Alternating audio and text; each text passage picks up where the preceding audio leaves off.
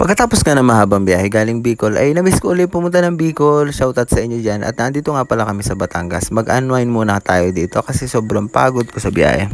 Kailangan ko talaga makakita ng dagat pag ganito naman talaga kaganda. Umagang umaga pa nga lang ay nakikita ko na naninilos ang uso ng pinsan ko. Shoutout kay Maria. Ang niluluto nga pala namin dito, yung kinuha na yung pusit sa baba. Bumili nga pala kami sa silangan at bumahagi kami ng pusit. Napakasariwa niyang pusit niya kung matitikman nyo lang. Nagluto nga pala kami dito ng adobong pusit tapos yung iba pinirito namin para baunin. At syempre para sumarap yung pusit, dapat kasama ako kasi masarap ako. Charot. Habang naghahalo nga pala ako dito, nami-miss ko na rin sa Mindoro, miss ko na rin mag-vlog doon at miss ko na rin mag-vlog sa Bicol ulit. Parang gusto ko rin bumalik, gusto ko nang hatiin yung katawan ko dahil nga sa sobrang ang daming magandang puntahan sa mga lugar na yan. Shoutout nga pala sa mga taga-Kamalig dyan, miss ko na kayong lahat dyan. Tapos habang naamoy ko yung pusit, naalala ko yung bunganga ni Susana, amoy pusit. Shoutout. Let's go, maliligo kami sa dagat. Akala ko dito nga ay nagmamadali na kami bumaba kasi sobrang init. Ang tagal kasi ng mga Amazona namin kasama. Shoutout sa inyo. O ito nga't kala nila ay pinipicturean ko sila. Hoy, video yan. Huwag kasi masyadong assuming. Tara, let's go. Maligo na tayo sa dagat ng Balibago, Lubao, Batangas. Kung makikita nyo guys, dito na kami dumaan sa baba ng playa kasi doon sa kalsada, doon sa may pinakataas ng pupuntahan namin, binakura na nila yung kasi yung ibang tao walang disiplina.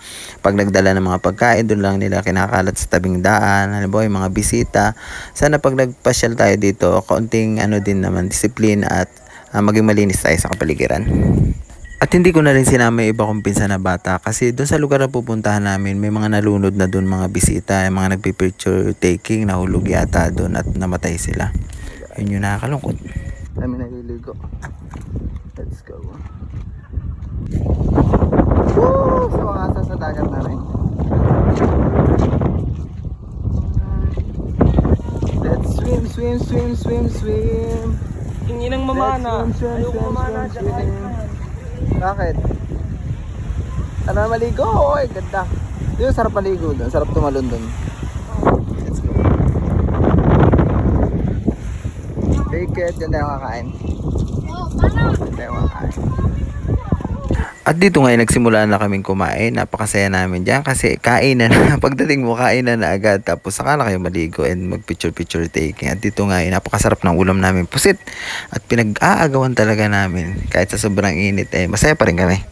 Tawan-tawa nga ako sa pinsan ko dyan na nagbibideo. Kasi syempre iniinggit ko siya. Hindi pa siya makakain. Tapos ako kain ng kain. Siya takam na takam na.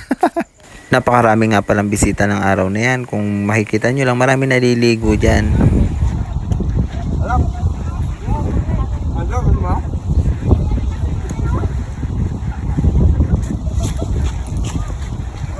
Sarap, kain ka na.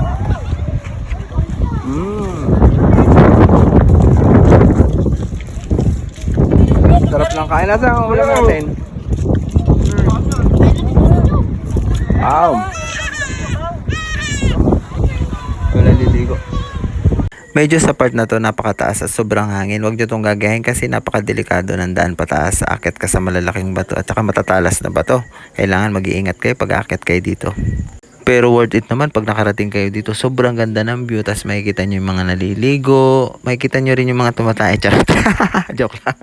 The best talaga yung shot dito pag naandito ka sa pinakataas kasi sobrang hangin, ang ganda ng view, napakapayapa, kahit delikado. Mas maganda dito kung may drone ka, mas mapipil mo yung ganda ng view. Pero kahit wala kang drone, makikita mo na yung pinakamagandang view dito sa Malagundi Point.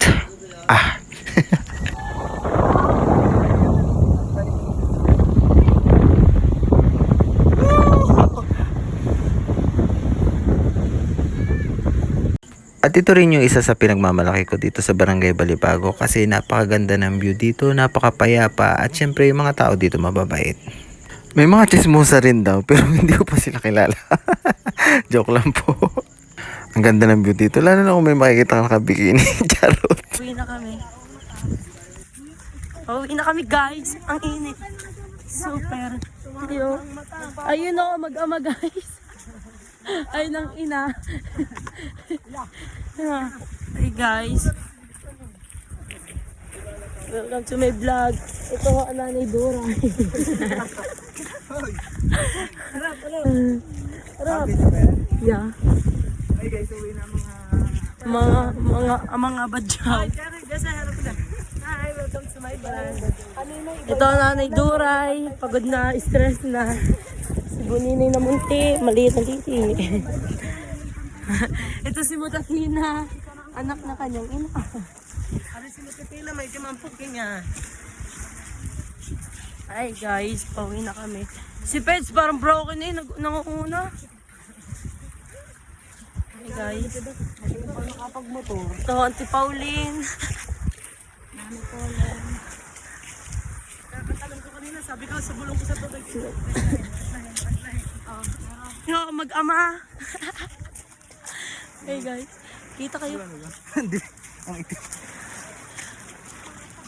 Papa ko. Nasaan papa mo? Ariga ang papa mo, are. Nasaan papa mo? Oo. Pagsaga ako. Hanggang dito lang yung aking vlog. Maraming salamat sa panonood.